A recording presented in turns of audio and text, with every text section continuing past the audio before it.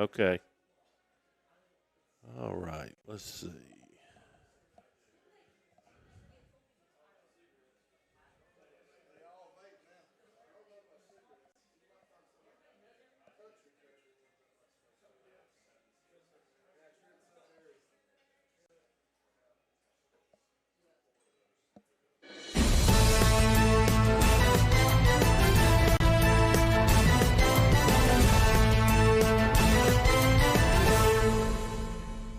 There we go.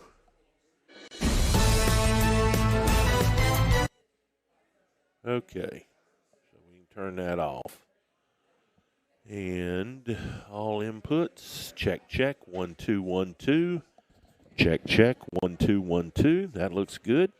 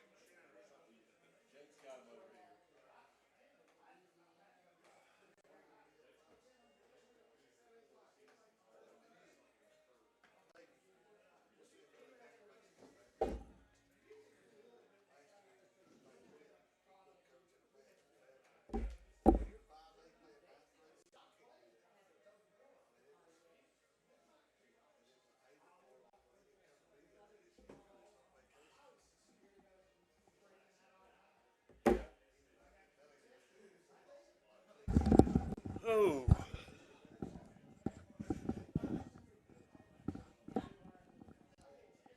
Hey, Jake, might want to go ahead and start the recorder.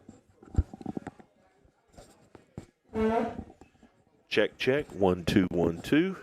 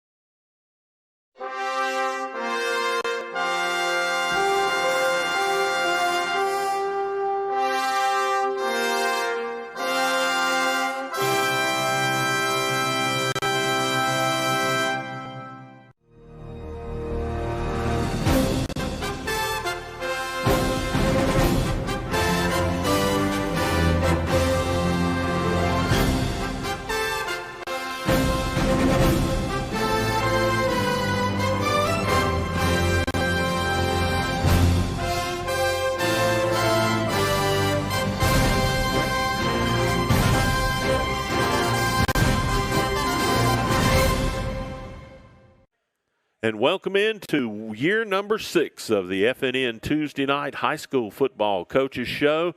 And as you can tell from the fireplace in the background, we are in a different venue starting tonight. We are at Top of the River in Anniston, and we couldn't be more thrilled. I know Coach Rob's already been over there gnawing on something, and we got have you guys eaten yet? Oh, yeah. Did you eat? What'd you have? A broiled catfish. Yep. That worked? Oh, yeah. You worked? Gulf shrimp. Gulf shrimp. And pondering the possibilities of maybe they can come up with a crab and shrimp egg roll. That would be fantastic. The Joe Medley special. Absolutely. Welcome into the show tonight, folks. We're glad to have you with us for the next 90 minutes. We're going to talk a lot of high school football here on FNN. Jim Jacobs to my left, the voice of the game of the week. Joe Medley, and to my right from EA Sports Today, now a historian writer, Mr. Joe Medley. And the head is a little bigger this week. I'll tell you now, it's a little because he got a little prop today from the AHSAA in the weekly update, and now he's feeling it, right? History found me. I'll put it that way. Joe was at the Ohatchee Thriller Friday night. Of course, James and I were up in center for Cherokee County and Piedmont, and guys, we all three, and I'm going to just put it out there, we saw a hell of a football We game. sure did. We did. I saw one that started Friday and almost ended Saturday. Well, talk a little bit about your game, Joe, because, you know, we could talk about ours all day long. It was that good. But Ohatchee, I mean, you didn't see any defense. Well, and you know, some of the comments I've seen on Facebook are really centered on that. You know, well, the defense didn't show up. Both teams have some work to do on defense, but I think that only tells half the story. The other half is both teams had good offensive skill. And Ohatchee's got a different array. They had some guys coming back from last year, but they added some kids that moved in. They are going to score points this year if they stay healthy, and it's going to take some points to beat them. We were just talking before we went on air about a couple of weeks we're going to see them play Piedmont, and that's going to be another really fun game to watch, I think. Yeah, and that's one we've already made a schedule change for us on Game of the Week. We are headed up to the Field of Champions in 2 weeks. After Friday night's fun with Moody and Oxford at Lamar Field, we'll head back up to North Calhoun County for the one coming up next week with Piedmont and Ohatchee, which should be a lot of fun. James, our game Friday night, nothing short of spectacular. I mean, hard-fought effort. And Jacob Kelly told me this at least a little over 24 hours prior to the actual game, as far as just expecting a packed house when it comes to the fans lining the fence line around the stadium. And the atmosphere just lived up as much as far as the actual game did. Great atmosphere, great players on the field, great coaching, just all the way around a fantastic way to get the season started. You know, I did not have a chance to talk to Coach Kelly before the game started, or really last week at all before Friday. You know, a lot of people thought, I think, that Cherokee County was just going to run roughshod over Piedmont with that running attack that they have. And I got to tell you, Piedmont came in and they had that mid-season form, I think, Joe, where, you know, especially, you know, tossing the ball all around to Raleigh Pinto. I mean, he's back 100%. Ish Bethel's got another year under him. But, boy, Cole Wilson, you can't say enough about the job he did Friday. When you're in 3A and you can throw the ball around like they did, you're going to make some noise. They got a quarterback who can get it to them, and they've got weapons he can get it to. And enough of them that a defense can't just focus on one. And James, Cherokee County couldn't stop them. I mean, you know, when Piedmont had to go down the field, they went down the field, and Cherokee County couldn't stop them. Piedmont's defense stood strong against that Cherokee County running game. And if Cherokee County has an Achilles heel that we saw Friday, we've seen it before, they're not able to throw the football right now. And now that you bring it up, that's one of the concerns as far as that matchup going into that game last Friday that Jacob Kelly mentioned to me was that he thought Piedmont's team speed was the best, arguably the best that they maybe see all year long. And that's saying something considering the area or the region they're in. Yep. I mean, yeah, they'll get some speed when they see Anniston coming up here in a few weeks. That's for sure. So A lot of things to talk about, but let's go ahead and put the slate up for who our guests are going to be tonight here for our coaches show. Of course, right there on the left on the screen, Sam Adams from Oxford will be here. He's also supposed to be bringing along Mason Mims and Keenan Britt. We're looking forward to having them. Coach Rob's in the house from Hokes Bluff. All we got to do is ask one question and shut up.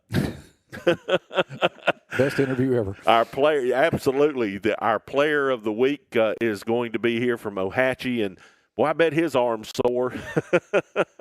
And he's got a good one. Yeah. And he can put it deep and put it there accurately. Jake Robertson with us tonight, of course, with Coach Chris Finley of Ohatchee to talk about that thrilling win on the Creek Bank this past Friday night. And that's the lineup. We'll get started when we continue here from top of the river. It's the FNN Tuesday night high school football coaches show, and we're rolling on next here on the Friday Night Network. At Farmers and Merchants Bank, we're showing off our school spirit with our newly designed vertical Spirit debit cards. Now, these are customized with your favorite school's logo, and half of every Spirit card purchased goes toward your school. So, show off your colors and support your local school with the FNM Spirit debit card. You can learn more at fnm.bank. Member FDIC.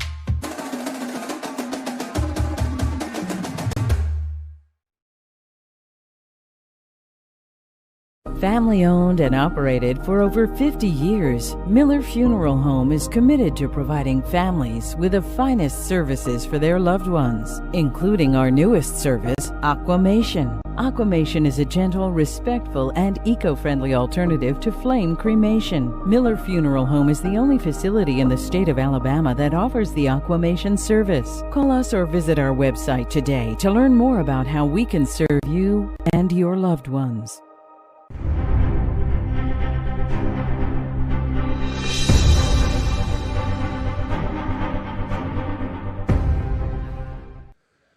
Back on the Coaches Show, live from top of the river here in Anniston. Jim Jacobs, Joe Medley from EA Sports Today, and to my left, Methuselah. I'm almost old as you, Jim. You know. Almost, Coach. Almost, yes, almost. Sir. And if I'm lucky, you'll never catch me. Yes, sir. I got an easy first question. Okay. Where's the mayor? You don't go anywhere without him. He'll be jealous of you know, not bringing him along. But he was busy today. They we put signs around the field. He's kind of our head man on that. And I know.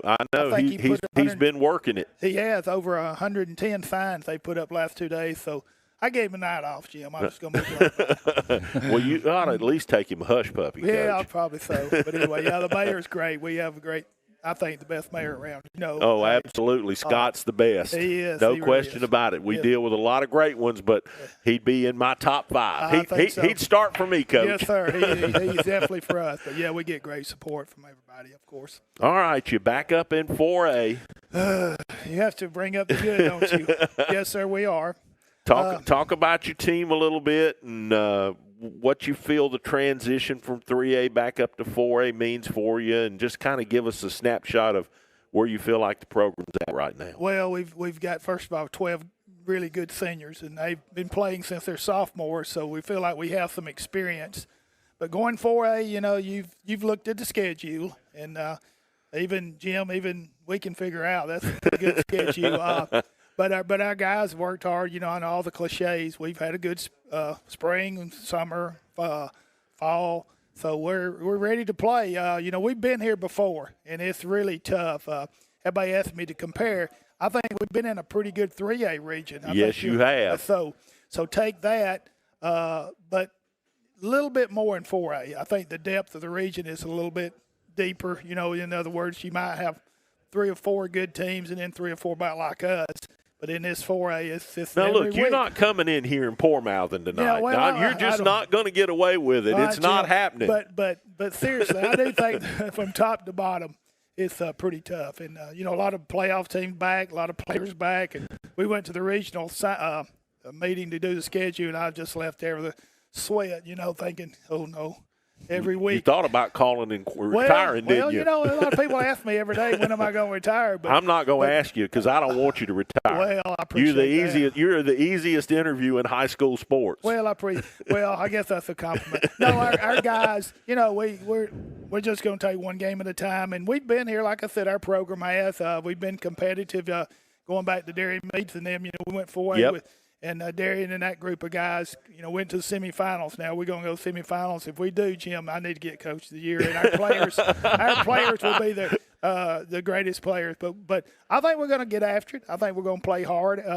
But there are really great teams with some really good coaching too, Jim. Yep. That's the thing about it. So, but you know, as some people think you need to play a tough team every week, and so we're going to see what that's about because we're fixing to do that. Well, you got a good opener Thursday with a team that, you know, y'all go head-to-head every year on that Thursday to kind of get things started. And they played last week, and, you know, maybe not so good for you. They got roughed up pretty good. They're going to come into your place with a mat on, I would think. That's right. Trying to get some pride back to get into region play. So talk a little bit about playing Southside and what that means to both communities. Well, you know, I've been fortunate as the head coach. We've balanced out pretty much. As someone said, with about 500 of my career against Southside. They are a bigger school, you know, twice as many kids and all that. But our guys, I don't think they've ever been intimidated by them. Last couple of years, they've beat us up a little bit. But we feel like it could be a really competitive game. Watched them last week. They played a really good team in Gunnersville. If you guys don't know it, Gunnersville's got some really, really top players. But I'm sure, you know, new coach again. You know, I've faced a lot of new coaches at Southside. It seemed like, you know, every 2 or 3 years. Coach, you faced a lot of new coaches everywhere. You just outlive them all. Well, maybe so, but you know, they probably have an advantage. You know, I've been known not to change, but really, Coach has done a great job. They played well at times last week. I mean, you know, but Gunnersville has some really good running backs. Their quarterback was outstanding. The film we got with them, and swapped with them, but. You know, they're coming to Hokes Bluff, so hoping a big crowd, Jim. We need the money. You know what I'm saying? You hung 100 signs on the fence. You don't need any money. Yes, we do, Jim. We need all that money, but you know, our kids are excited anytime we play a county team. Of course, we got them in Glencoe and in the county. But it has been a big game down through the years, and hopefully we can keep it competitive. Coach, I don't want to make light of the money thing because I think a lot of people really don't understand just how much it costs to do what these kids do right now. I mean, I saw somewhere the other day about what a set of home and road jerseys cost, and I about fell in the floor. Well, you know, we try to minimize those costs. You know, the most important parts of a football player is the helmet and the shoulder pads, a helmet especially. Of course, we don't want to get into some of the tragics we've had this past couple first weeks, but you know, the helmets are the most important, most expensive, than which they should be. Then the shoulder pads, and then, you know, we go from there. But, you know, everything's gone up, obviously. It's just the way the world works. But we've had to go up on ticket prices like everyone else, and we just don't want to discourage fans from being a part of high school football because, you know, I've coached them all, played them all, watched them all.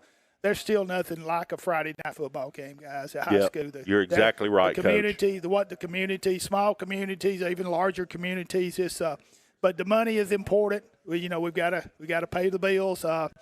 But all that considered, you know, we've got great support at Hokes Bluff. We've never had to worry about that. Like I said, the fines and the community support, the mayor, as you mentioned, and of course our Board of Education. They do all they can do. You know, we have 6 county schools, and they have to help finance the 6 county schools. Where, you know, if you're a one school system, that gives them a little advantage. But anyway, we're ready to go.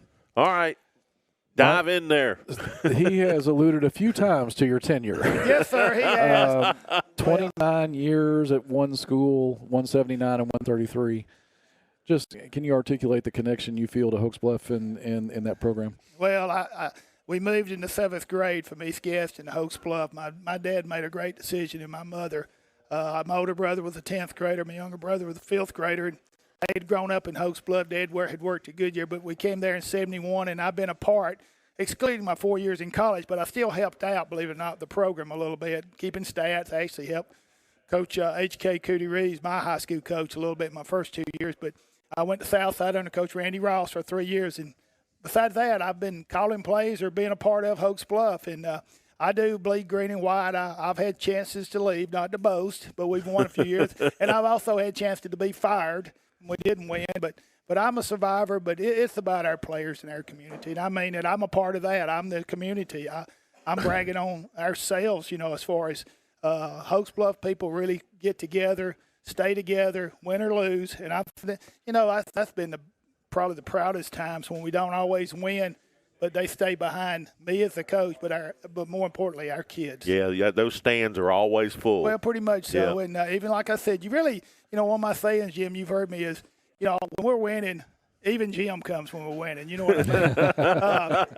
But it's those tough years, and we've had some. Obviously, I've lost some games as a head coach, but our fans stick with us for the most part. Who made this schedule? I don't know. He needs to be fired, Jim. Coach, you got Southside Thursday. Then you got to go across town to play Etowah, who looked pretty good against Jacksonville the other night. They've got a new coach.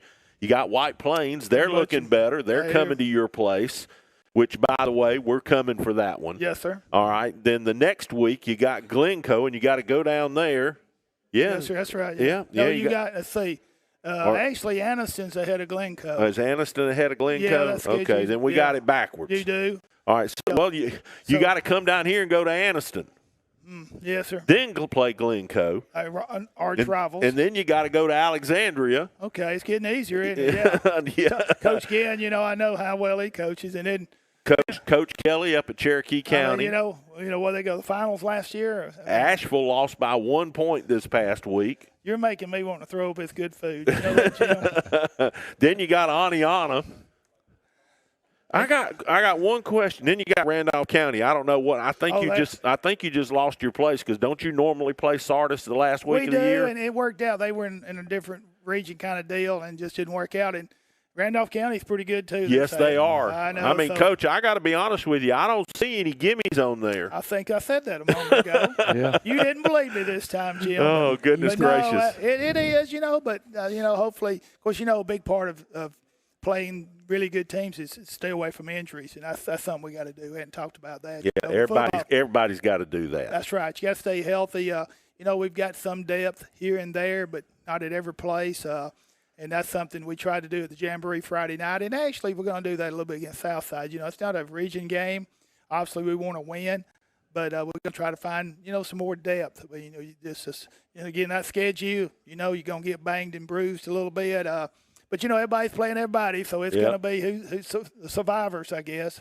Coach, I see a lot of really good region teams in that lineup right there. Somebody's going to have their feelings hurt after Halloween. They are, and let me say, I when they did region play, I thought it was probably a good idea because when you win, it's difficult when you only can schedule 3 region games or area games, we call them then. So you got to go hunt down 7 more games.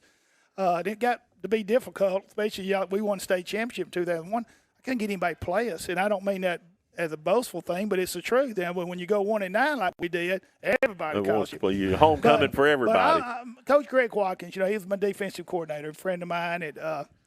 Still is. He's retired.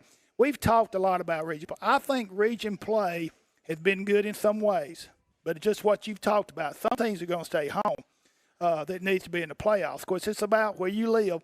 But another thing is I think it's caused a lot of good coaches, to maybe move on and lose their jobs. And what I mean by that, let's just say we're in a 4-team area. I got to play 3 teams no matter what, just like I got to play 7. But I could go out and we could match up with somebody that coach knows we're about the same, so one of us might get a win.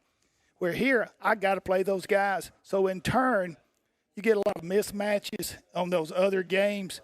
And I think it's cost some coaches their jobs. And I mean, we're not making great money as high school coaches. And Greg and I have talked a lot about that. I'm going to blow his horn because he's so smart about things. But he does. He hates the region. He does our announcing, and he just thinks it's kept us from some schools that lack a little bit of finding some games that they can maybe play with. I hope I'm making sense on that. And I begin to realize Greg's really right about that. You can't find the same matchups. I hope we can compete with all these teams. I feel like we can. Can we win them all? That's a tough road right there. You ain't lying. No doubt about it. But we're going to compete. Hopefully, stay away from me. Coach, you've been around this as longer than anybody will talk to all year. So I got to ask you about the state of the sport and all this talk about NIL and, just where in the world are we going? Well, it's Coach Nick Saban retired. I'll say that. Yep. When he retired, I knew that it was a problem. Although he's 72 years old, I'm 65, and you feel it. But I knew when he felt like he lost control. Coach Saban didn't want to do pros for the same reasons. He didn't want all those contracts, lose a player, contract here. That's what I've been told. Again, he may be listening to this, and he may disagree that I'm quoting him. But I do know that bothered him. But in high school, I wish we'd stay away from it. We getting more and more recruiting going on. You can blame the coaches, but I'm Hokes Bluff through and through, and I hope we always keep our kids. You grow up an Eagle. I hope you play all the way through to you're a senior. But people now, it's just the word loyalty. Those kind of words, I don't know if it's there. The loyalty's not to the colors anymore. It's not. It's to the color of money. Money, and hopefully we won't get there, but I think State of Alabama's going to have to do it. I know with the teams, the schools that are close to state lines, they're getting their kids robbed. I mean, we've heard rumors of some players at some of the bigger schools being offered, a lot of money. And for a high school kid, even $100,000, that's a lot of money at my house. And Jim, I know that's not much at yours, but you know what I'm saying is it's here, guys. And I think we got to control it, like Coach Saban said Saturday. I watched we just got to put some parameters on it. I'm an old math teacher. You just got to have something that you can stop it. I think the college level, that when the kids sign a scholarship at college, I know we're not talking about college tonight, but if you sign with Alabama, you should at least be contracted them 2 years. I think 2 would be fair. After 2 years, if you don't like it, then leave. But it's jumping every year. I just don't think that's what our country was built on, not to be a hero, But I just think there's something about loyalty and your character and doing what's right and teaching our kids. But it's just giving kids and parents just whatever you want to do. And puts more pressure on the coaches with not only hiring great coaches, but facilities. We're one of 6 county schools, and we can't probably afford everything that some of the private schools and some of the city schools, one school systems can do. So that puts us behind the 8 ball to start with, Jim. And so now we've got to fight our way back. But as a coach, I'm still doing what I always do. I try to tell the truth, teach the kids to do right. You just hope the parents believe that that's more important than a kid getting a little bit of money, or can he get a scholarship at a school bigger than Hokes Bluff or different than Hokes Bluff. So, but playing for a scholarship is important, but I still believe there's more to it than that. So that's kind of my answer. So I don't know if I hit any spots there or not. Well, all right, Coach. We, as usual with you, we've run long. Can we really? Who'd you bring with you tonight? I've got a defense tackle, offense tackle, Dalen Reeves, 3-year starter. One of our main guys up front, and Colton Shields, the defensive end, tight end. They both play another sport.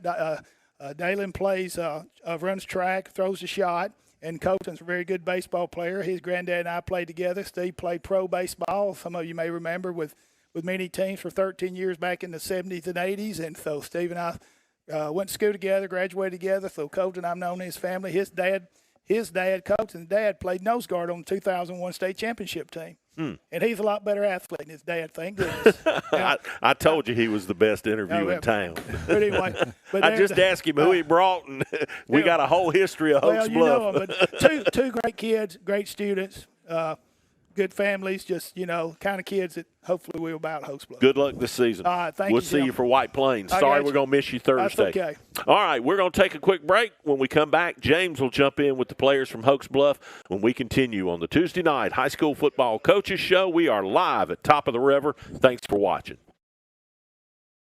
Your neighborhood Grub Mart is your one-stop shop for everything you need when you're on the go. Grub Mart features the best prices on Coke and Pepsi products and is the home to the 99-cent bag of ice every day. And Grub Mart is your exclusive home for the popcorn bucket. Purchase yours for only $5.99, then bring it for free refills throughout the year. And save every day with your Grub Mart Super Saver card. When you're on the go, it's good to know Grub Mart has everything you need. Gas, diesel, and delicious Oleo donuts. In business over 78 years, visit your local Grub Mart today. Cracked foundations and settling floors in your home is not the end of the world. S&H Waterproofing and Construction has trained professionals that will come out, give you a free assessment, and provide a solution to fix your problem.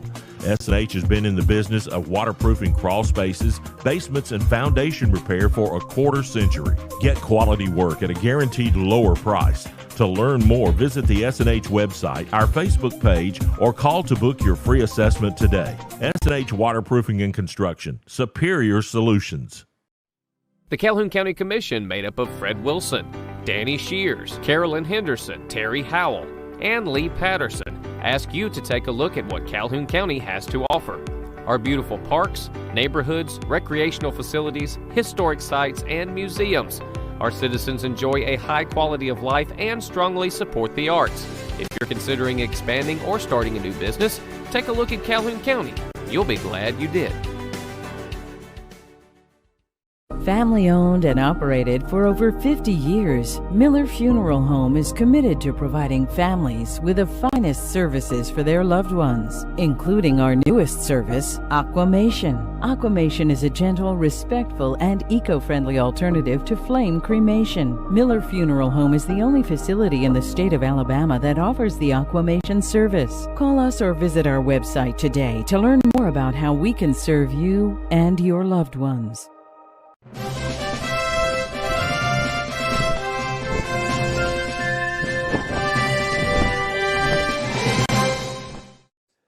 And a good Tuesday evening, our first evening as far as the 2024 edition of the FNN Tuesday Night Coaches Show. James Hardy with you as we begin our first night of the season here at Top of the River here in Anniston, on the north side of Anniston.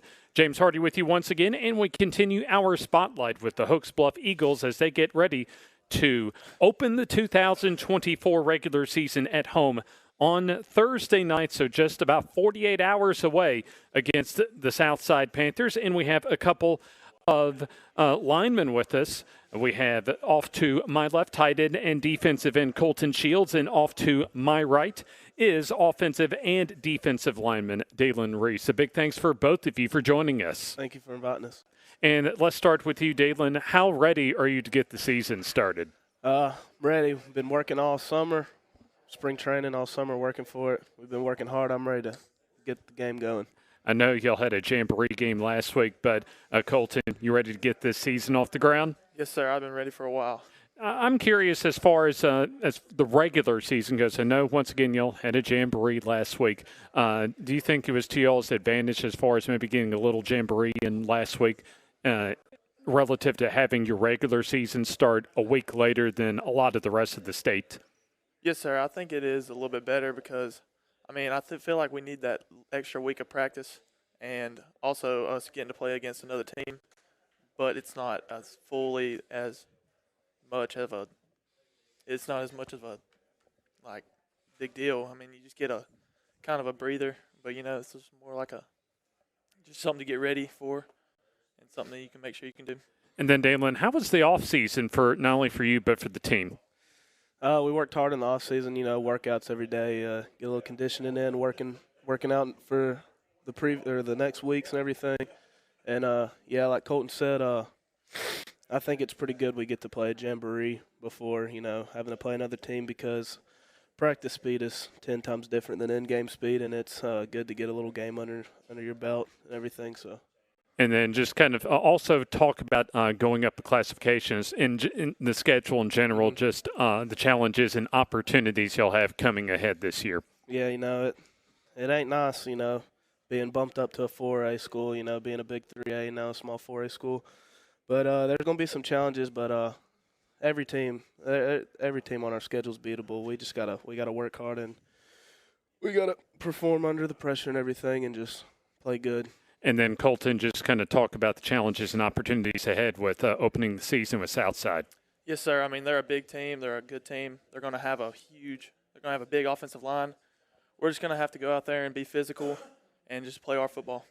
And then also for you, Colton, how was your off season? It's a lot of weights. It's a lot of conditioning for the whole team too. But it's just a lot of weights, and then we can go through our fundamentals. And we just kind of build from there. And then talk about playing for Coach Rob. Well, you know what you're going to get. He's been doing it forever, so, you know that he's going to have something that you need to know. Like, he is someone that's been doing it for so long. So, I mean, he's just got a lot of credibility, and, I mean, it's just something that's good to have. I like the word you mentioned, credibility, and I'll segue on that, Dalen, as far as the credibility, because I have to imagine if I was 15, 16, 17 years old playing football for someone that had been coaching for over 3 decades, that he almost – I got to figure he's almost like a father figure to y'all. You know, being out there with him every single day for about 4 months, you know, and he's a great coach and he's a great guy off the field. You know, it's a blessing playing for him. You know, he's in the Hall of Fame and everything. And, yeah, there's so much credit to him. You know, I see him every day. I get to talk to him every day. And I learn something new from him every single day. You know, he knows a lot, and it's just a blessing playing for him. Just right off the top of your head, is there anything that you've learned from him maybe the most? The most? You know, he says it a lot. He can't make you do something. You're going to have to do it yourself if you want to do it. You know, you got to do it because you want to do it, not because he wants you to do it. You know, you got to take that and go for it. I know both of y'all play along the line, both sides of the line of scrimmage. Just kind of talk about as far as the offensive and defensive lines, how the progress has been with those units so far. What should we expect out of those units this year? You know, the offensive line is going to be the same as last year. So we're going to be explosive up front. You know, we've been working on our technique a whole lot more, get a little better at that, but we're going to be explosive up front on offensive line. You know, the defense line, you know, we're going to come off there too, hold our gaps, and, you know, get a good rush by our ends and everything. And, yeah, it's going to be how it's been a couple past years. And then Colton, obviously, line of scrimmage, where games are won as far as football. How do you see the progress as far as the offensive and defensive lines for this year? Yes, sir. I feel like we've gotten a lot more physical. I mean, obviously bigger and stronger. And, I mean, just a lot of technique, a lot of fundamental stuff we've just had to tune up. But, I mean, I feel like we've already had that skill from last year, being a good offensive and defensive line. But this year I feel like we've gotten just bigger and stronger, and then we've just tuned up a little bit more on our technique, and that's going to help us a lot this year. Obviously, Anderson Morgan, All-State last year, someone that stood out to us as far as when we got to see y'all almost about this time of the year last year. Is there anybody on the team this year that we really should watch out for 2024? Yes, sir. Our quarterback, Bryce Whitaker, he's gotten bigger. I mean, I've noticed it. He's gotten bigger and stronger. He's obviously going to be faster.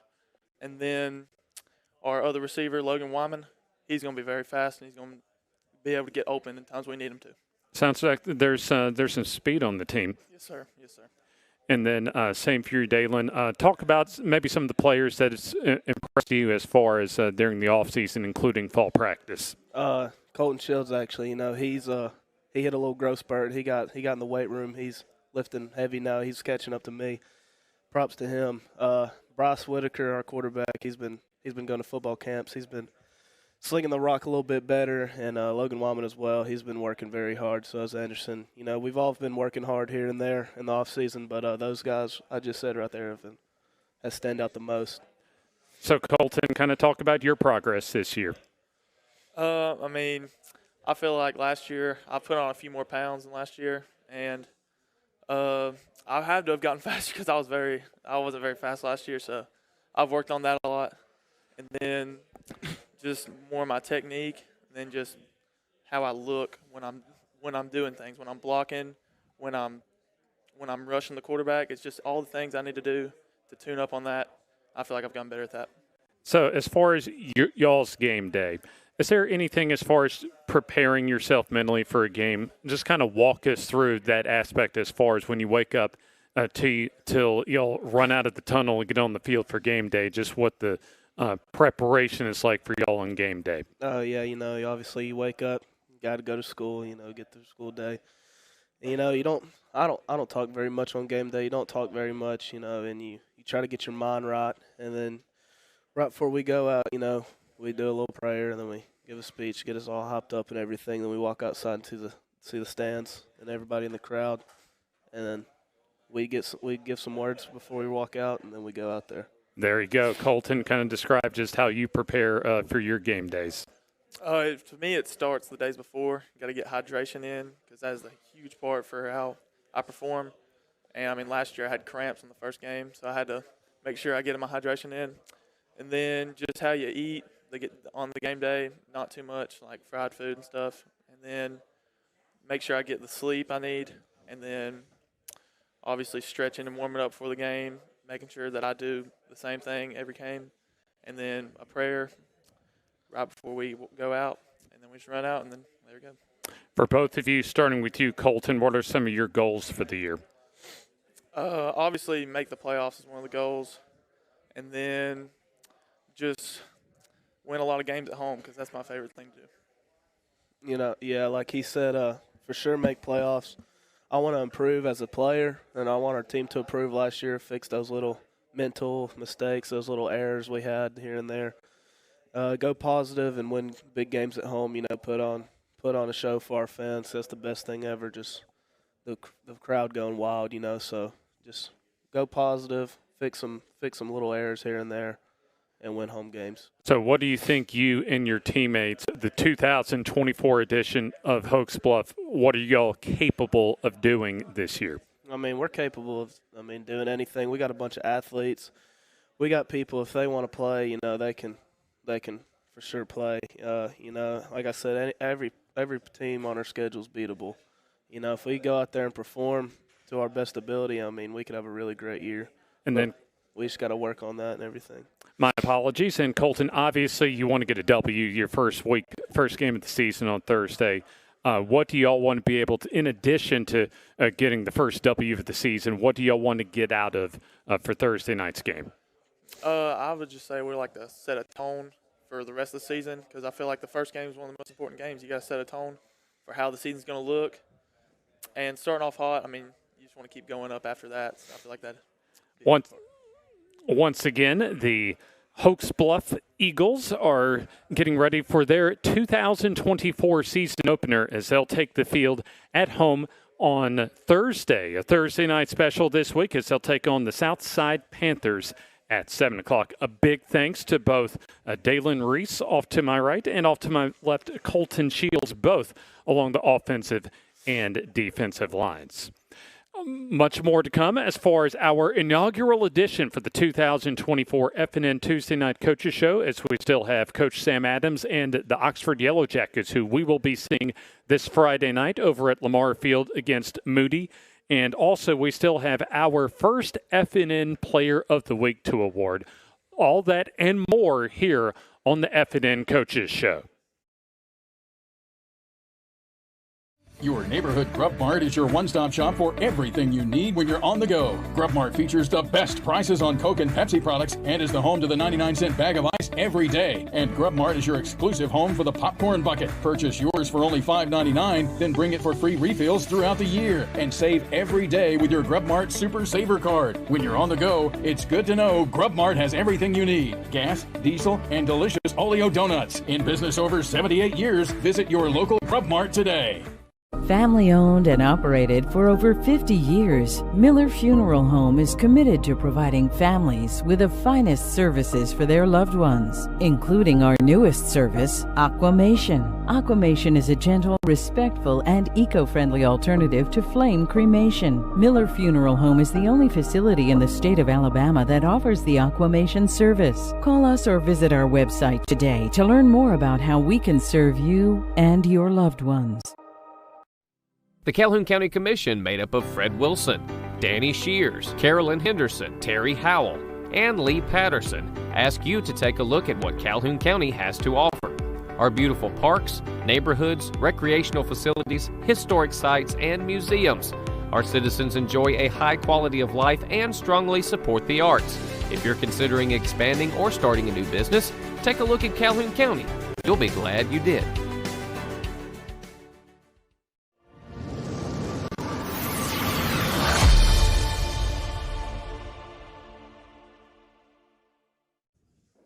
Welcome back to Top of the River. The FNN Tuesday Night High School Football Coaches Show rolls on. Jim Jacobs and Joe Medley back at the table now with the head man from the Oxford Yellow Jackets, Sam Adams, here fresh off a business trip to Georgia. Yeah, it was a wild start to the season, but it was a really good experience for the guys, and I think that's one that we can definitely benefit from down the road, just how the game unfolded. 24-14 and a half. You scored 42 points in the second half. What was it, an adjustment, or did depth kind of overpower, or what happened there? No, even when we met with the guys and the coaches at halftime, there weren't really any adjustments per se. It was just be better. I mean, that was kind of the message. Because we felt we had one bad drive in the first half where we went 3 and out to start. We punted that one. We had one turnover that was kind of a fluky sort of thing, and then we got stopped on downs right before the half when we were out of timeouts, but we really felt like that we were, as crazy it is to say, we really felt like we were kind of in control of the flow of the game, even though we were down 10. I know that sounds like a weird thing to say, but and our guys, the word I feel like I probably used the most describing our team when I was talking to, at media days and stuff like that, leading up to it, was the word veteran. More so than more times than I said the word talented, I said the word veteran. And the thing that I'm most proud of about our game last Friday was that even we were down 10. We were down 10 several times. We kind of hit one of those strides where we were down 10, then down 3, and then down 10, then down 3. But just the atmosphere on the sideline and under the tent when we're doing video review in between series, it was just calm. It was confident. There was no finger pointing. There was no blame. There was nobody getting upset. It was just, what do we have to do next? What do we have to do next? And it showed over time on both sides. Sam, I would imagine coaching a team like that is a little different, isn't it? I mean, because I've always heard coaches say, if I've got seniors that take care of stuff, I don't have to do as much. Yeah. And so talk about that a little bit. Yeah, I mean, in our seniors, in number, it's not really that great of a number. I mean, we've got, I think, 21 right now. But the number of snaps and number of games that those 21 seniors have played in over the last 4 years is what really sets them apart. I'd like to kind of that would be something fun to do, is go back and see how many combined starts and how many combined games all those guys have, because there's a good number of them that have been out there starting for 3 and 4 years leading up to this point, and there's no way to replicate that. As many reps as you get in practice and all that, I mean, it doesn't replace Friday nights. And just because those guys had been in the fire and seen a lot of different scenarios and played against a lot of different teams, I thought that paid huge dividends for us last Friday at Central and Carrollton. How to gauge Central Carrollton? Obviously a team in Georgia. You hear different thoughts about what a team in Georgia looks like with the number of A's next to their name, sure, compared to what that might be in Alabama. And then also, how do you gauge Moody, your opponent this week, who played a team from Georgia last week? Yeah, so Central Carrollton was a very similar school in size to us. I know we're 6A in Alabama, they're 4A in Georgia. If we were in Georgia, we would be a 4A team, possibly one of the larger 3A teams. If Central Carrollton was in Alabama, they'd be a 6A team. So it was two matchup-wise, as far as school enrollment, it was two similar type schools, and they were a really good team. I mean, they were 12-1 last year. Running back Jonas Walton, who returned the opening kickoff of the game, has offers from, I mean, you name it. Ohio State, Alabama, Georgia, Texas, Michigan. I mean, he literally can go anywhere he wants to. So, I mean, that was a roster, especially on the offensive side of the ball for them, that was just star-studded. I mean, they had really good players everywhere. Now, Moody's opener against Gainesville, there was there was a little bigger of a gap there as far as the size of the schools with, I think Gainesville, with their reclassification, excuse me, I think they're 5A now when Georgia's now gone back to 6 classes instead of 7. But there's a large gap there as far as school size between Moody and Gainesville, right? Now, I mean, I think sometimes that may get a little too overplayed. I mean, probably so. I mean, you're putting 11 out there on each side, and depth can kind of take over in some cases. But, I mean, Moody's got a lot of good football players now, regardless of how many kids they got in their school. I mean, there's a lot of good players out there at pretty much every position. So, and I feel like Moody is definitely, they're a better team than what we played last week, and not take anything away from Central. I mean, especially on the defensive side of the ball. I mean, Moody's really strong in the in the box on defense. And they have guys on the perimeter that can really cover and tackle as well. And, the quarterback's committed to Georgia Southern. And, they had a hard time offensively against Gainesville for a large stretch of the game. But they're not the only team that's going to do that. I mean, that's a lot to be said about how good Gainesville is on defense, And I thought they held their own in that game for quite a stretch. Gainesville did have some other opportunities to maybe break that thing open a little bit earlier than they did, but that's just, that's football, right? I mean, there's always missed opportunities in every game. So, but I mean, there was, 3-0 at halftime, and, it was early in the third quarter that thing kind of stretched out a little bit and kind of got away from Moody. But I know they'll be a better team. There's that old adage, you never improve more than you do from game 1 to game 2. I don't know if that really makes sense in my brain. I just always heard people say that, and I always think, well, why? Like, how does that matter? But, I mean, if that is true, then, I know they'll be a better team this week, and, hopefully so will we after our game. Talk to me a little bit about how that game came about, because to me, that's a game that Oxford has nothing to win on. I mean, you're supposed to win the game. I mean, that's a 5A school down the road, but it's a really good 5A school right now. How did the game come about? Because it's a great game. Yeah, I mean, it was there's not really a great story that goes along with it. I mean, really. So you and Jake call one another? Yeah, I think Jake was the one that called me, and I said yes. I mean, that's kind of, finding people that will say yes is very difficult during scheduling times, and I do think it's super important to play teams that will be like a playoff team in 6A. I mean, I would think in most regions out there, I mean, I don't know, this is just off the top of my head. They'd make the show, They Coach. They would be a 6A playoff team in pretty much every region out there. I mean, I feel pretty confident in that. And I think we would be a 5A playoff team if we were, but I mean, I think this is like a playoff game for both of us, So, and at the end of the day, it's all these non-regions, even though they can come down and be part of your tiebreaker procedures and all that, you're trying to put yourself in a position to be the best football team you can be come early November and into early December, and this will be a game that'll help both of us get there. Mason, 28 of 35, 442 yards, 3 touchdowns. Just everything we talked about in preseason with him looks like it showed in that game. It did, yes. And those were the quick stats that our stat guys gave me. Now, once we went in and actually dug into it, it was 29 of 35 for 487. Okay. And we ended up with the game with 701 total yards. He was a star in the game, and we had others that were stars as well. I mean, he really just showed that he did the routine things and made it look super easy. And he made a few special plays, and he did a lot of simple things that got the ball in the hands of the right guys at the right time. We had receiver-wise, we had 2 guys that were 170, 180 yards, and Nick Richardson and Jalen Taylor. We had a running back, Caleb Wynn, who was in that 170-ish range with four rushing touchdowns. He was over 200 total yards.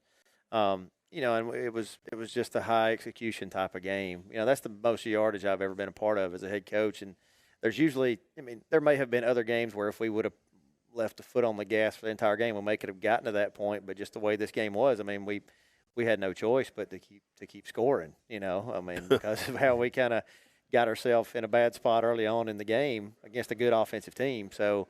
But it was a fun one. It really was. What I was proud of, once our guys got control on the scoreboard, that we never relinquished it, and we still took some shots. Now, but we did not play a perfect game offensively. When we had 2 turnovers, like I said, we had the one the first half, and then the second half when we're trying to seal the game and just kind of end it by running the ball, we one of their kids makes a great play and we cough it up there. So we can play better. That's kind of an odd thing to say when you look at the stats, but we haven't played our best football on either side. And really, the score is a little bit misleading defensively because when we give up 32 points defensively, we gave up 2 kickoff return touchdowns, which is obviously 2 kickoff returns in the first quarter. I was going to say, I bet that's what was talked about at halftime. Yeah, that was interesting, and it was and it's just misfits and missed tackles. Yeah. But. we gave up 2 balls that were thrown over our head in the fourth quarter after we had gotten our 10-point lead. Like I said, there was a lot of a game where we were down 10, then down 3, and then it was reversed in the fourth quarter. We were up 10 and then up 3. That happened a couple times as well. So, I mean, we got to finish out the game a little cleaner, a little better. And, you know, even though we do have overall a veteran crew, we still have some inexperience in some spots, right? And I think, you know, maybe a younger corner that's out there doesn't fully grasp that if we're up 10 with 8 minutes to go in the game, we can kind of let them throw some balls underneath, and we don't have to try to jump everything and make every play as far as batting balls down, right? I mean, just make them grind it down the field and not give up the ball overhead. But that's all part of the learning experience. Coach, what juices Mason? I mean, is he always so even keel, mild-mannered, kind of quiet? I mean, Yeah. What? I mean, to me, if you were to describe him in the business world, he's a banker. Yeah. Yeah. Well, I mean, I think that demeanor is part of what makes him great at what he does. You know, I think he's never high, he's never low. Yeah. He's the same guy pretty much every day, and I think when you play that position, that's the way that you got to be. You know, or else you can find yourself, you know, say if you miss an opportunity for a big ball, you know, a big throw or something. You can find some guys that'll all of a sudden start chasing that play again. And at that position, you got to understand that every play has a life of its own, beginning and end. You know, just because you got to throw this one route on the first time we call a certain play doesn't mean that you're going to throw the same route the next time. You know, actually the play that we kind of ended the game on with the big post to Jalen Taylor the other night, that was the second time that we called that play. The first time, you know, we're hoping we'd get that home run post every time, right? But the first time we called it, they played a little different coverage, took the post away, took the second read away on a deep crosser from Nick Richardson, and he got back to his third read with Kanan Bozeman, who catches a curl, runs out the back end for about a 45 to 50-yard gain. And then we come back to the same kind of thing on a 3rd and 7, up 3 late in the game, and we hit a more favorable coverage for us, and they turned the post wide open, you know. So, but sometimes a quarterback may be in that situation if they had been a different demeanor, point being, and think, well, last time I threw the curl, it's 3rd and 7, that curl's going to get us the first down, so I'm going to hit that curl. And that could have been a very valiant thing to do, and that might have won the game for us too. But, I mean, if they give us a chance at 7, we need to take the 7, right? The 7 points, not the 7 yards. So, but, I mean, I think that's just kind of a little microcosm of who he is, you know, and I think he would tell you too that 2 weeks ago in our jamboree against Oak Mountain, he didn't necessarily play his very best, you know, and we were 13-2 in the first half with the main guys in there. Not that he was bad, but he didn't play his best. And this game, I think it was just a picture of just efficiency. You lose Kamari Hampton last year, and then based on production in this game, it looks like Jalen Taylor just plugs right in. Tell us about him. And he was out last year, right? Yes, so Jalen is he's playing the same position on the field that within our offense that Kamari did last year. He is a similar type guy. He doesn't quite have the length that Kamari had, but he is faster. You know, he was the fastest guy on the field the other night with the way we measure him with the GPS stuff. He was the fastest guy on the field for us. Crazy ball skills, super coachable. Can still, even though he's not as tall as Kamari, he can still get up in the air and do the same kind of things that Kamari did for us in the red zone as far as the 50-50 balls and that kind of stuff. He also finished the game playing defense, playing some corner when we knew they had to throw it at the end. And really, if we'd have had some like real instant replay, he would have had an interception in that game as well to go with the receiving touchdown, the punt return touchdown. I mean, he would have had an interception on defense. But, yeah, I mean, he's just a super coachable kid. He's a great teammate. He shows up every day, and he's a freak athlete in football and basketball as well. Well, Coach, time's getting away from us, but I can't let you go without a couple of observations that I'd like you to respond to. Sure. I'll start with the schedule. Mm-hmm. I mean, it looks like to me, based on, you know, I know you won't say this, but based on paper, it's all going to come down to Week 8. Yeah, I mean, I think, you may be selling Mountain Brook a little short in there or some other team. Yeah, I mean, you know. Those aren't – Mountain Brook's not a gimme, but, no. You know, No. If you guys take care of business, it looks like it's the title's coming down to Week 8. Well, I think there's an opportunity for that to be possible for sure. And Clay's, I mean, you know, they lost a lot of good players off of last year's team to graduation. New coach, new system. New coach. The new coach they have is Stuart Floyd's a great coach. I've known him for a long time, coached against him several times. And they still have good football players at Clay Chalkville High School now. They didn't all leave. So, I mean, they lost 3 All-Americans and 2 other SEC guys to go with them. So, I mean, it's hard to imagine that they would be better than they were last year, but by no means are they going to fall off the map. I mean, it'll be a great game. Question is, what does Oxford have to do between now and week 8 to be ready for that moment that got by you last year? Yeah, well, there's a laundry list of things I could have be part of that. I mean, and the normal things like being healthy, I mean, that's obviously part of it too. But, you know, I think being able to learn each week, win or lose, will be huge for us to get to where we need to be by week 8 and then by week 11, 12, 13, 14, and 15, right? So, I mean, we expect this season to be, one that has a chance to be pretty successful for us, right? So the challenge, if it ends up that way, is to continue to learn from wins. Sometimes it's easier to learn when you lose, and that kind of hits kids in the face a little bit more. And, I'm hoping that with the leadership that we do have on this team, like Mason and Keenan that are sitting over there, that they can keep this bunch from getting too high and from getting too low. And there'll be times when things don't go our way this year. We'd like to win every single game we go out there, but we don't really set the schedule up with the idea of, hey, our goal is to be 10-0. I mean, because you don't get a blue map for being 10-0, and nobody really cares about that, right? At the end of the day, It's about being in game 15 and winning game 15. Got to run the gauntlet. Yeah. So, and it's going to be a tough one. I mean, I think it was 8 out of the last 9 or 9 out of the last 10 years. Somebody that's in our region right now has represented the North in the 6A state championship game, and there's other good teams in the North as well. But I think there's a good chance that somebody in our schedule will be there. The other point I want to make, and I hope you take it as a compliment because it certainly meant that way. I've seen a lot of coaches come and go through Oxford. I don't think I've seen one that handles the expectations that goes with that job as even keeled as you seem to. Where's that come from? That's a good question. I don't really have a great answer for you on that. You just seem really comfortable in what you're doing. Yeah. Well, I've always and will always want to be at a place where the expectations are sky high. That's I've been around earlier in my coaching career and leading up to now. Prior to becoming a head coach at Hillcrest, I'd really been around nothing but, super high-level football programs in high school and in college, So I think that was kind of what I was accustomed to, was just those kind of high expectations. And, I think just my personality in general. Now, Friday nights, it's the other guys on the headset would say, I probably have a little different demeanor at that point. But, I think my guys say the same thing, Coach. Yeah.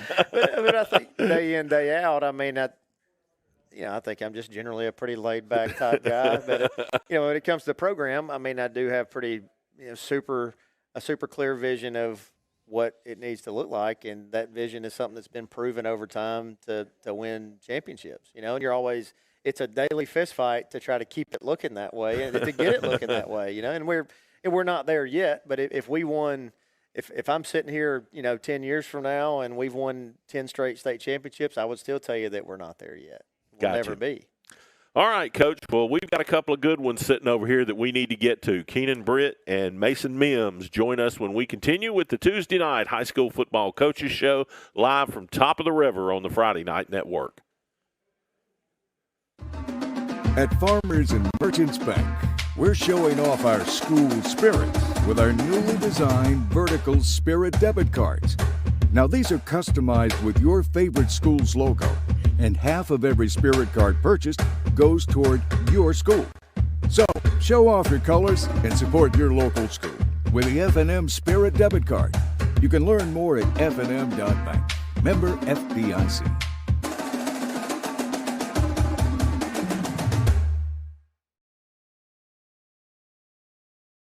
Does the crawl space in your home look like this? Standing water and high humidity are the perfect makings for mold and wood rot, and that means expensive damages to your home. Solve the problem with a call to the experts at S&H Waterproofing and Construction. They've been turning this into this for over a quarter century. Protect your greatest investment with a free assessment today. Get quality work at a guaranteed lower price.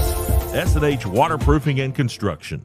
Your neighborhood Grub Mart is your one-stop shop for everything you need when you're on the go. Grub Mart features the best prices on Coke and Pepsi products and is the home to the 99-cent bag of ice every day. And Grub Mart is your exclusive home for the popcorn bucket. Purchase yours for only $5.99, then bring it for free refills throughout the year. And save every day with your Grub Mart Super Saver card. When you're on the go, it's good to know Grub Mart has everything you need. Gas, diesel, and delicious Oleo donuts. In business over 78 years, visit your local Grub Mart today.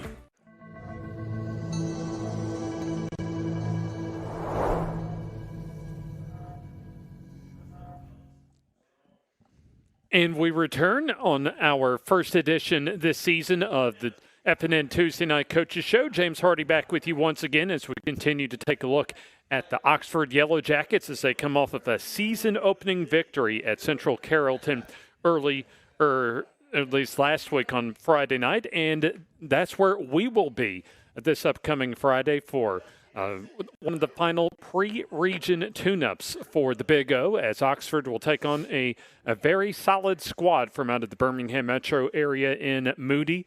6:30, our countdown to kickoff, and 7 o'clock, as always, when Toe meets Leather. We got a couple of outstanding talents with us from the Yellow Jacket squad this season. Of course, Mason Mims, the signal caller, back once again for his final campaign, and then Keenan Britt, the junior, with us off to my right. A big thanks for both of you for joining us. Sir, thanks for having us. Thank you for having us. Let's start with you, Mason. High-scoring ball game, but I got to imagine, as always, when you get that first W under your belt, always a good feeling, especially on the road to come back after a W. Yes, sir. I mean, we had a great week of practice, and the coaches put a great game plan in this week, and we just went out there and executed it. Kind of talk about how you thought as far as just your performance to open up the season. I mean, yeah, it's probably one of my better games in my high school career, but, I mean, there's always ways to improve it. I mean, I'm probably missed a read or two. I mean, so just go out here this week and improve it in practice. We'll get back to that in a moment, but Keenan, same to you. As far as I imagine it's it has to be a good feeling, especially go on the road, a quality opponent to open up the season and come back home with a win. Yeah, it was a good experience, man, playing against a high-power running back, and the defense we didn't budge. And then Keenan, I got to imagine as well, y'all have got a tough schedule. Y'all are an experienced squad now this year. A lot of expectations as far as producing a high-caliber type of squad with a lot of experience. Just kind of talk about the preparation that playing an opponent like Central Carrollton last week and then this week in Moody, what that does for y'all as far as going in to region play next week. The preparation is good. I feel that we have a very experienced team, so that means we got a lot of leaders on defense. Even on offense, we got a lot of leaders. So we have a lot of people that communicate.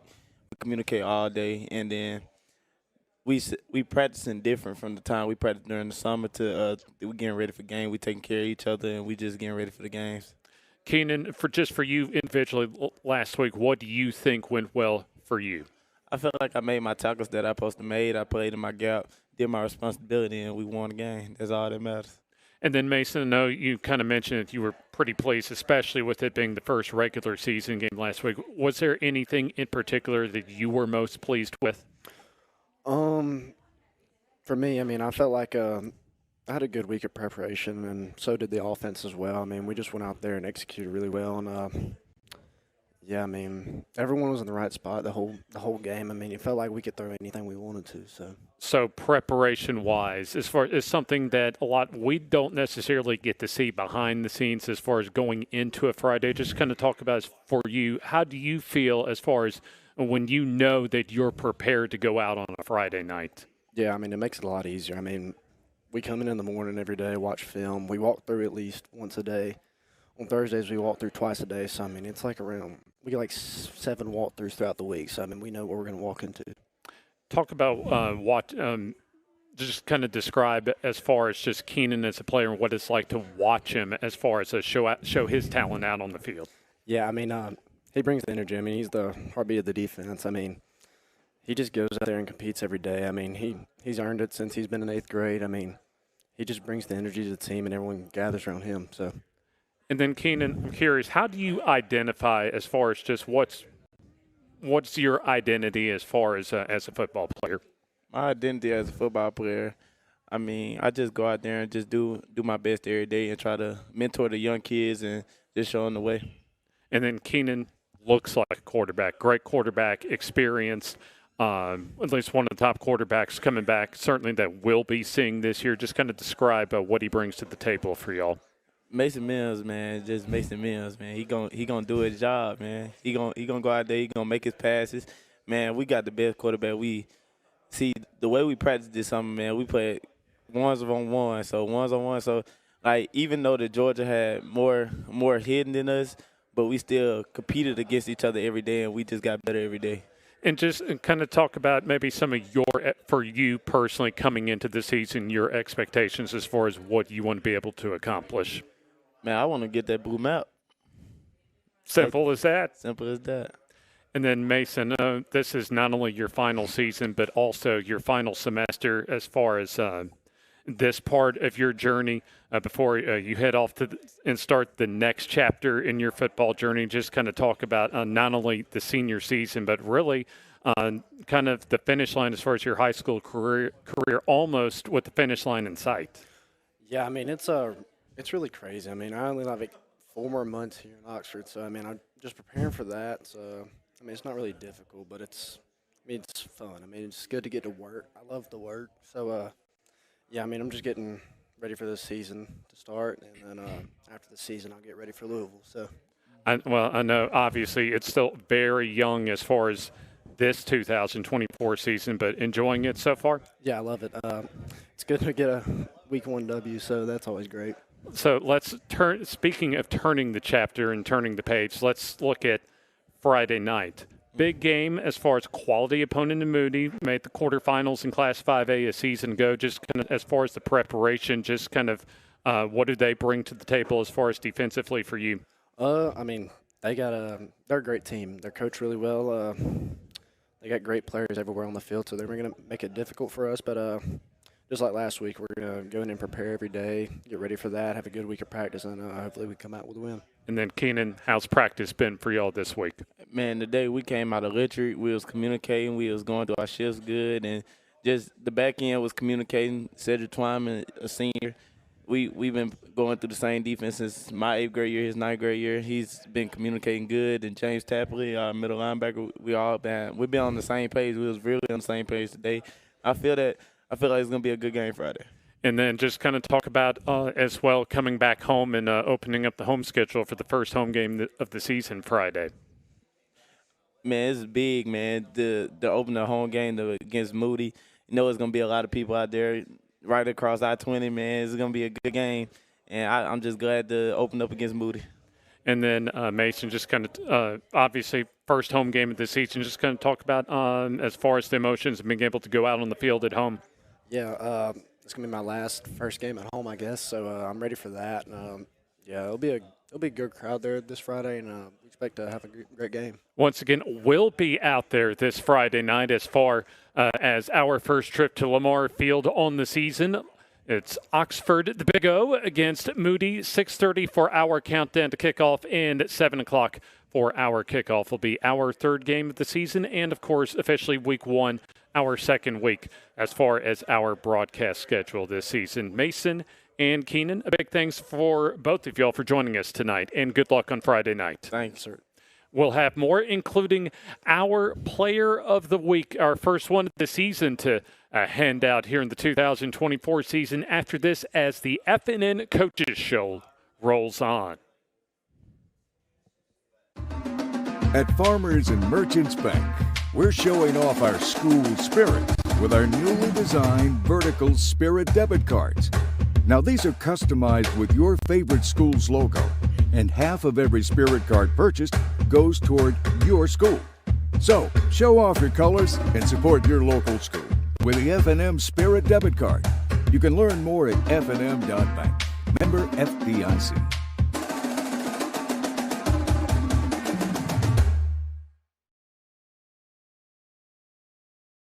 Family owned and operated for over 50 years, Miller Funeral Home is committed to providing families with the finest services for their loved ones, including our newest service, Aquamation. Aquamation is a gentle, respectful, and eco-friendly alternative to flame cremation. Miller Funeral Home is the only facility in the state of Alabama that offers the Aquamation service. Call us or visit our website today to learn more about how we can serve you and your loved ones. Your neighborhood Grub Mart is your one-stop shop for everything you need when you're on the go. Grub Mart features the best prices on Coke and Pepsi products and is the home to the 99-cent bag of ice every day. And Grub Mart is your exclusive home for the popcorn bucket. Purchase yours for only $5.99, then bring it for free refills throughout the year. And save every day with your Grub Mart Super Saver Card. When you're on the go, it's good to know Grub Mart has everything you need. Gas, diesel, and delicious Oleo donuts. In business over 78 years, visit your local Grub Mart today.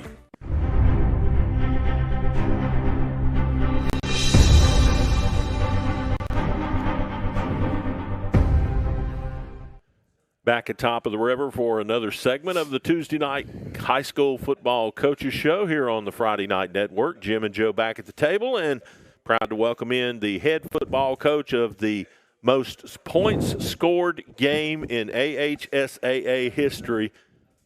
Regulation. No defense play. Maybe one of the most stressful games in history, too. Chris Finley of the Ohatchee Indians. First off, Coach, congratulations on what had to be, heck, nothing short of a track meet. It was. It definitely was. It was nothing if not entertaining. Well, Joe, you were there, so I'll let you start. I'm sure you've got one or two questions that are just great. Well, I see the comments, people who react to the game. And there's been a lot of reaction to that game because of the history that was made. But right. The first thing is, the defense didn't show up. Nobody played defense. And isn't the other half of the story that there was some pretty good offensive skill on the field that night? 100%, like 100%. We, I've said this to you. Me and you had this conversation. We ran 46 plays on offense the other night and scored 11 touchdowns. So this is a touchdown every four plays essentially. Yeah. I mean, it's almost like a touchdown every series. Right, and it's just guys making plays, and looking at it from our side of things, looking at our defense. I think we played over 100 plays on defense. So, and if you look at our offense, we're spending four plays on offense, and now we're back on defense. You play those kind of plays, you got that short of a rest in between. Like you're going to give up some points. Like that's going to happen. Now 70, that 71 points. It's not acceptable. We're not happy with it. We're not satisfied with that. That's something we definitely have to fix. But there were some positives here and there. There's just. We got them to a lot of third downs. We got them to a lot of third and longs. We had a couple of turnovers that got overturned. We had a fumble that got overturned. We had an interception that got overturned. We fumbled a kickoff. They kicked off to us, and we fumbled the kickoff on about our 20-yard line and gave it to them. They got an onside kick. There just ended up being a whole lot of possessions on defense, and we just couldn't make that play to get off the field on third down. If we make a couple of those plays, we get that fumble, we get that pick. We don't let them get the onside kick. We don't fumble the kickoff.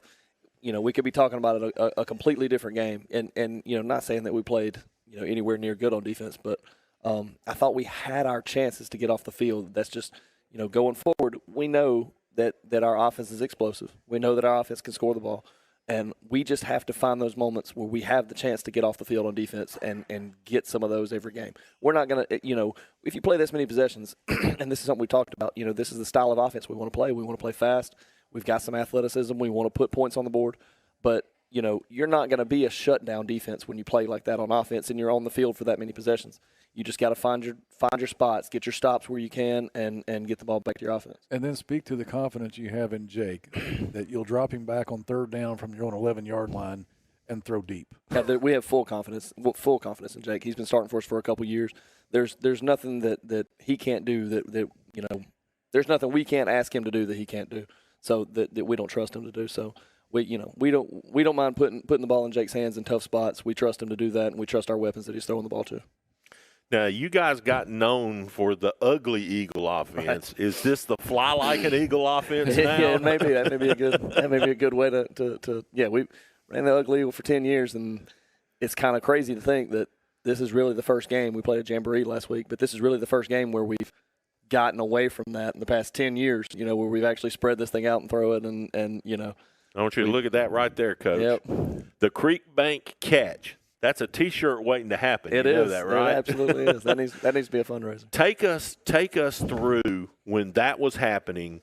What was going through your mind? That's just one of those. You're just hoping that somebody can make a play. You know, we've got Colby there and we've got Braden there, and you're hoping that either Colby can get in the front, box somebody out, go up and get it in front of the whole pile, or if not, maybe that thing gets popped up and we've got Braden in the back, which is what happened.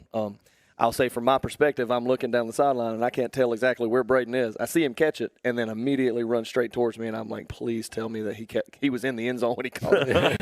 He ran toward me and dropped the ball, and I'm like, because it is a little close from where you were standing. It's way too close from where I was standing. He caught it, came running towards us, dropped the ball, and I was like, oh my goodness, please be in the end zone. and Colby said, I mean, you all work a tip drill in practice. That's what you did on that play. Right. And talk about that. What you do to drill that. Well, I mean, that's just one of those that, like, I mean, you like I said, you try to teach the front guy. You've seen a lot in college games with a Hail Mary or programs with a Hail Mary. You see that guy in the front trying to box out, the front guy of the defense. And if he can go up in front of everybody and sort of, play basketball, get a rebound, box out and get a rebound, you can do that. But if not, if he can't get in front, somebody's in front of him, he gets up in a pile, it's just trying to pop the thing up and you have somebody waiting behind. Now, how far did Jake have to throw that ball? I know that was from the 37, so with him rolling back out of the shotgun, it's in the 40s, maybe 45 to 50 yards, something like that. And it easily got there. Got there. He had plenty of air on it. Yeah, a lot of loft. He's got a cannon. and that wasn't the only tip ball touchdown catch y'all had that game. On that third down from the 11-yard line, Jaden made a heck of a play there. I was about to say he tipped that one to himself right there. He couldn't quite get both hands on it, so he popped it up and then caught it with the other hand. Jaden had a heck of a night, and he's a ball player. Coach, what's the good and what's the bad of what happened Friday night? Well, obviously you see we're very pleased with this is the style of offense we wanted to play. We wanted to play fast. We wanted to use our athletes. We wanted to put points on the board.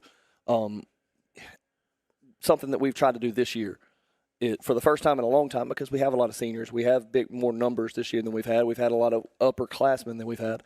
Is to try to play guys on one side. We've only got 2 or 3 guys that play on both sides of the ball right now.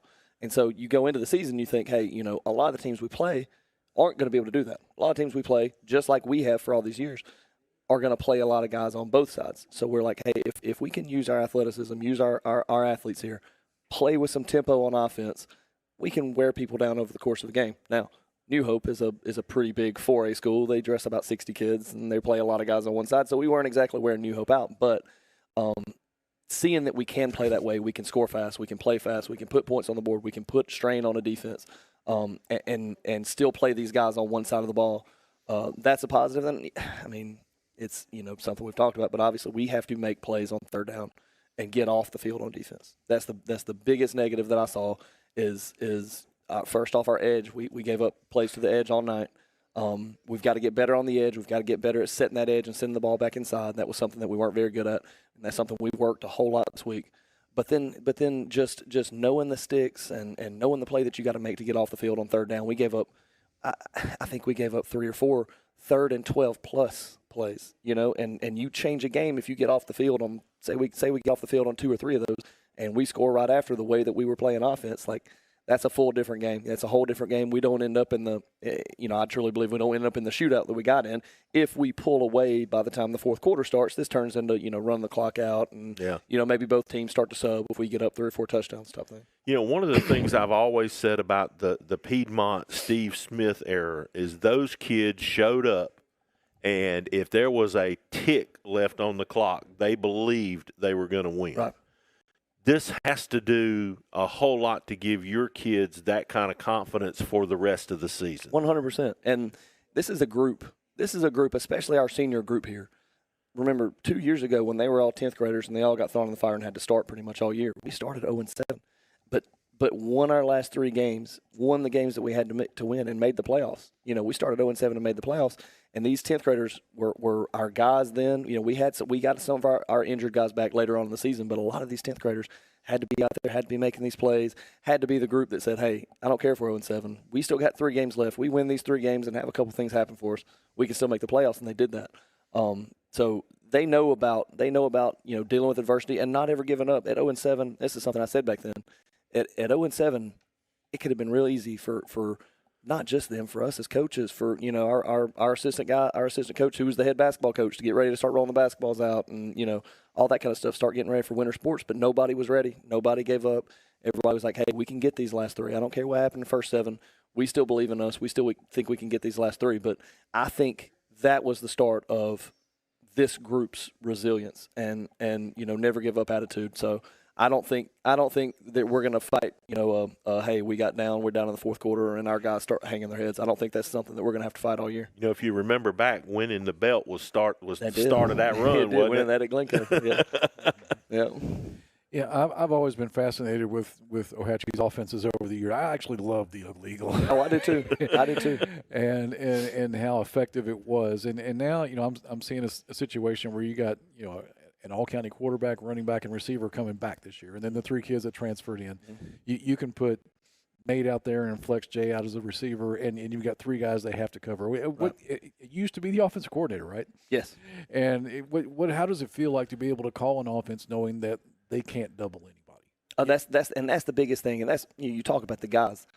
And I think one of the most important things as a coach is to play to what you have. Use your strength. Use your guys. Use their strength. And game plan off of that. And I know we've gone through a huge change in what we used to do to work versus what we do now. But to be honest, Jake Robertson doesn't make as much sense in the Ugly Eagle as he does in an offense like this. He does Jake is a drop back, throw the ball 40 times a game quarterback. He's not a run 10 trap the way that Eli Ennis was a run 10 quarterback trap type of guy. And then you, like you said, you add on, you've got Nate, you've got Jaden, you've got Colby, you've got Braden, you've got Drake. Just having the weapons, this is what we all felt like we needed to do.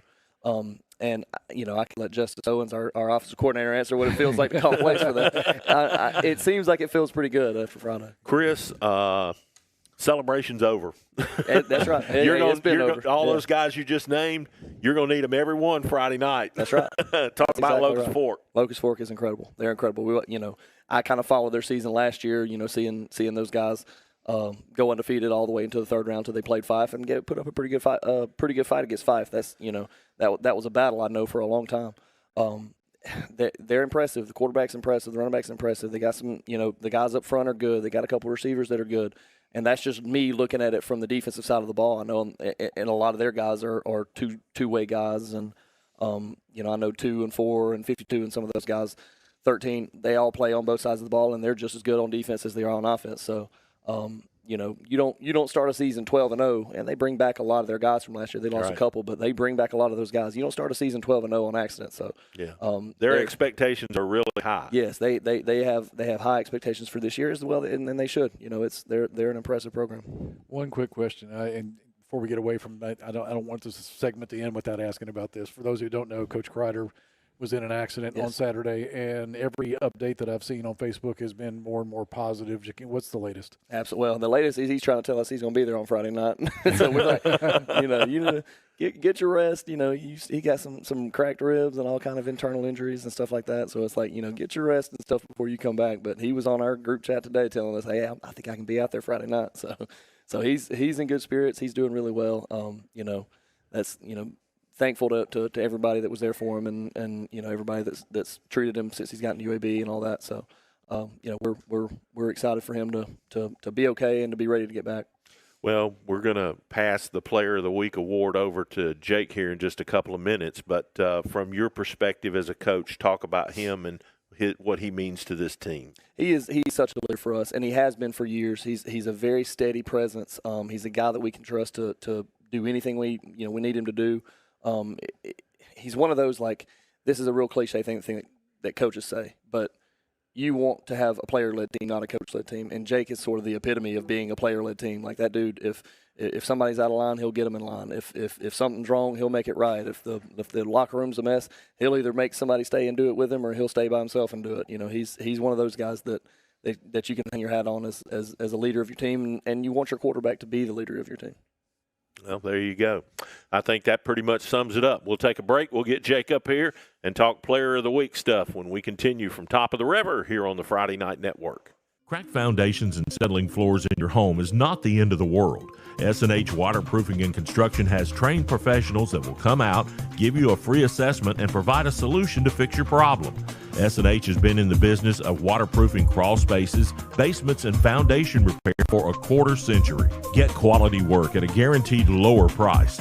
To learn more, visit the S&H website, our Facebook page, or call to book your free assessment today. S&H Waterproofing and Construction, superior solutions. The Calhoun County Commission, made up of Fred Wilson, Danny Shears, Carolyn Henderson, Terry Howell, and Lee Patterson, ask you to take a look at what Calhoun County has to offer. Our beautiful parks, neighborhoods, recreational facilities, historic sites, and museums. Our citizens enjoy a high quality of life and strongly support the arts. If you're considering expanding or starting a new business, take a look at Calhoun County. You'll be glad you did. Family owned and operated for over 50 years, Miller Funeral Home is committed to providing families with the finest services for their loved ones, including our newest service, Aquamation. Aquamation is a gentle, respectful, and eco-friendly alternative to flame cremation. Miller Funeral Home is the only facility in the state of Alabama that offers the Aquamation service. Call us or visit our website today to learn more about how we can serve you and your loved ones.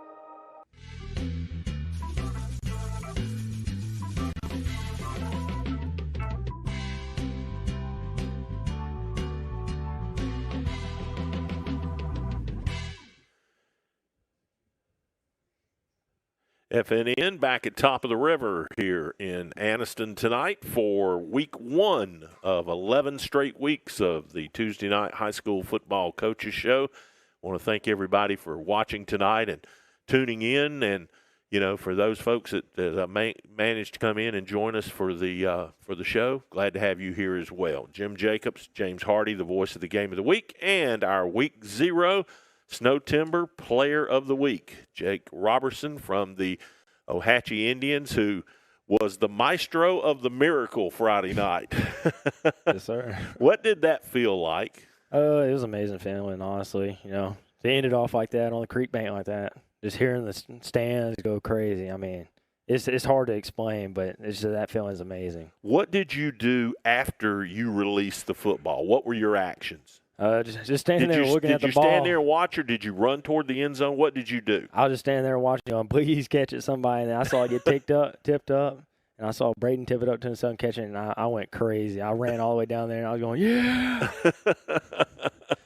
How was the locker room after that game? Oh, it was amazing. I mean, everybody was going crazy, but it was kind of hard to get everybody in there. Everybody's out there talking to their family and stuff, celebrating with the fans, because our fans are just amazing like that. Now, did you realize when the ball was tipped and caught that he was in the end zone? Because Coach Finley was saying he wasn't sure he was in from where he was standing. Were you confident that he was in the end zone? I was pretty confident. I knew I threw it about in the end zone, so when I saw it tip up and go backwards, I was like, he's definitely in right there. Were you pleased with the pass when you turned it loose? Forget the catch. Were you confident that you had done your job? It felt good coming out of my hands.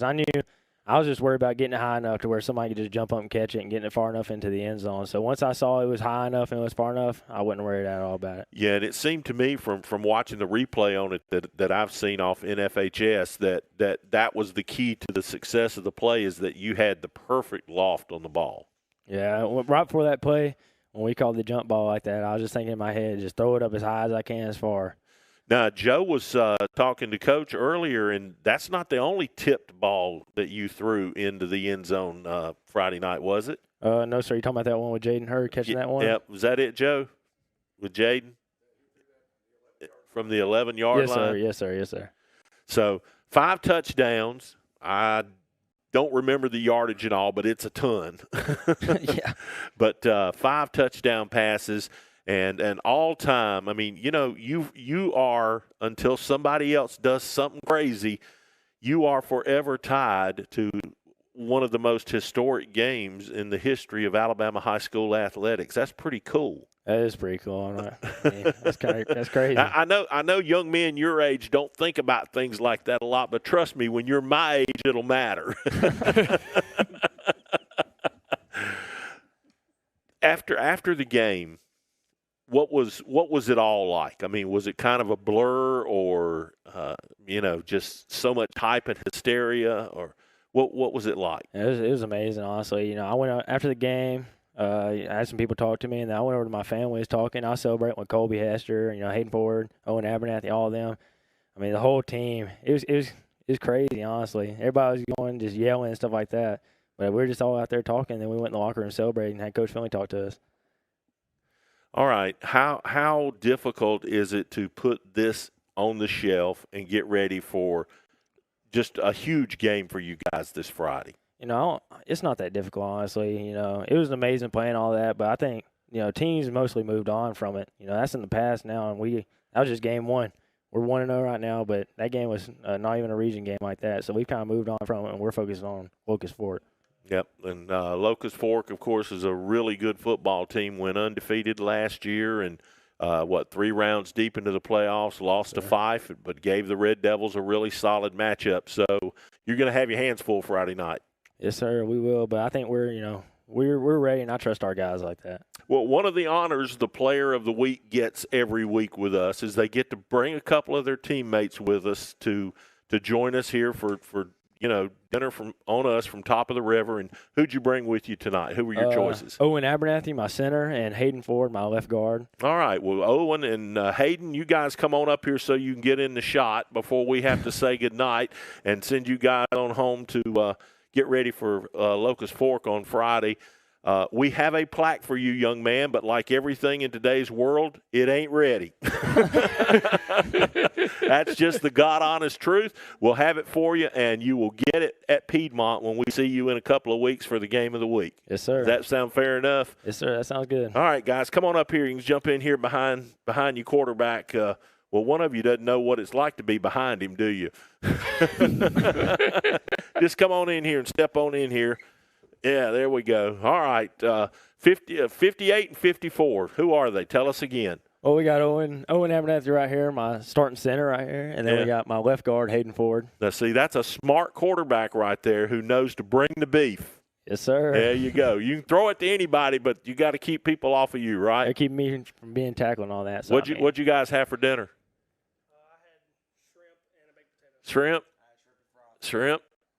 I had the riverboat special. There you go. That's my man right there. Right. Always trust your quarterback, Hardy. Absolutely. Always trust your quarterback. Listen, guys, thanks for coming. Congratulations on Player of the Week from Snow Timber.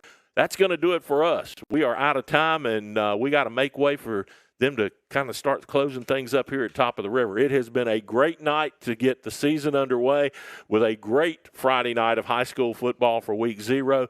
We expect more of the same this week when we head to Lamar Field. It is Moody in town to take on the Oxford Yellow Jackets. Countdown to kickoff from Tillerson Bend gets us underway at 6:30, and then James and Coach Eddie Bullock will have the call of the game with Shasta down on the sidelines starting at 7 o'clock. We hope you'll join us across all of FNN's platforms, and in case you missed it, our new app is ready. If you have an Android device, you can download it free from the Google Play Store. The Apple version of it should be ready this week and hopefully up and downloadable by game time on Friday, and it is great. You see the app there on the phone. It gives you access to everything we do at the touch of a fingertip. It's pretty cool. Very nice. I like the graphic for that. Yeah, well, good. Thank you very much. You know where that came from. I don't. There you go. That's going to do it for us. For Alonzo Kirby and Jake Jacobs behind the scenes tonight, for all of the folks that joined us this week, Coach Adams from Oxford, of course, Coach Rob from up at Hokes Bluff, and Coach Finley, and our Player of the Week right here along with his buddies, Jake Robertson from Ohatchee. That's going to do it for us. We'll see you Friday night from Lamar Field right here on FNN. Good night, everybody.